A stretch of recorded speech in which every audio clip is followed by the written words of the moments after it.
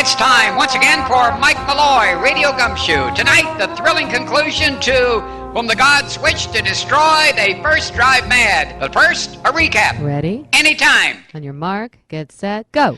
You remember last time Kathy received a mysterious anonymous email that the proposed George W. Bush Presidential Library had already been completed, and a rather complicated explanation of the uncanny valley hypothesis, whereas the closer a robot becomes more human-like, the response from a human being to the robot becomes increasingly negative. Mike, Kathy, and their dog Asta flew to Dallas and found in a seemingly abandoned auditorium on the SMU campus the actual George W. Bush Library, another Republican ripoff to the tune of $500 million. In the theater, they found a coin-operated holographic display of a gigantic George W. Bush head. Mike noted that the 2 quarters needed to start the machine cost twice as much as one of their podcasts when purchased a year's subscription at MikeMalloy.com. While Mike and Kathy were watching the hologram, Asta slipped his leash, pulled back a curtain, revealing that the big Bush head was being controlled by Dick Cheney himself. Time. But I didn't get to the end of the... You shouldn't have tried to fit the commercial for our podcast in there. But it was in the script. We'll just have to start at the last scene from the previous episode. Just skip ahead to your last line. Let's listen, shall we? We stole the election twice.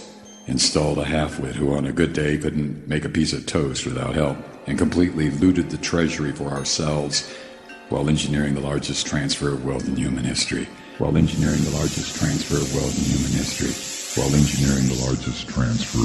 what's wrong with him? Cheney fell to the stage, and then his head popped off. Kathy, I think we should exit stage left right now. Asta, come here, boy. Asta was sniffing around the curtain on the right. He tugged at the cloth, pulling the curtain back to reveal... Mike, look out! Good God, it's... Darth Vader? You have got to be kidding me.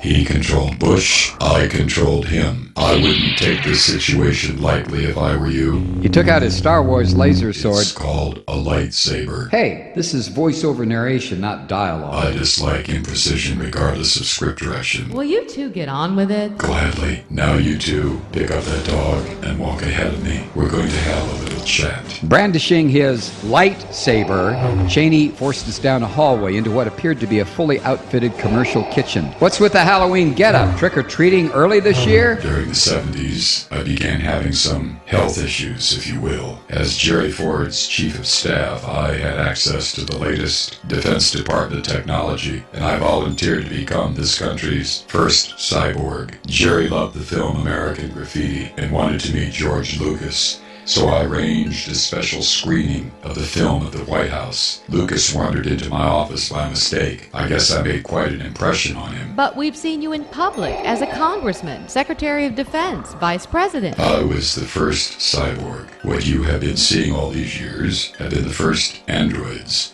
Robots, if you will. I became the CEO of Halliburton because everyone expects a corporation to be run by a heartless, soulless android. But alas, I can never achieve the presidency because the people instinctively are repelled by... Oh no, you can't pull that uncanny valley crap to explain away your 11% approval rating.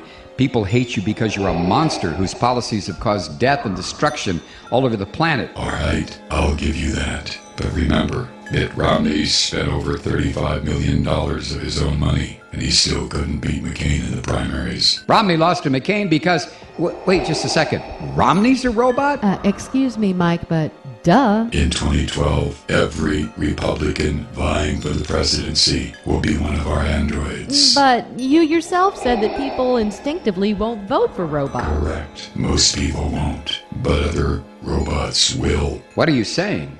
Are you mad? Why? Yeah, I know. Dumb question. We will always control 1/3 of the vote. You people represent another third. So in order to win, we simply need to control a little over half of the remaining third, a fraction over 1/6. And now, as quickly as we can manufacture them, our robots are infiltrating human society. By the next election, with Fox News and our robots, we will be in the majority again. But all this talk has made me hungry, peckish if you will. For my first course, I found that nothing quite whets the appetite like a nice big bowl of puppy tartare. Mike, is he serious? And the second course? You know the old saying, for a breakfast of ham and eggs, the chicken was involved, but the pig was committed. And when it comes to joining me for dinner, you two are definitely committed.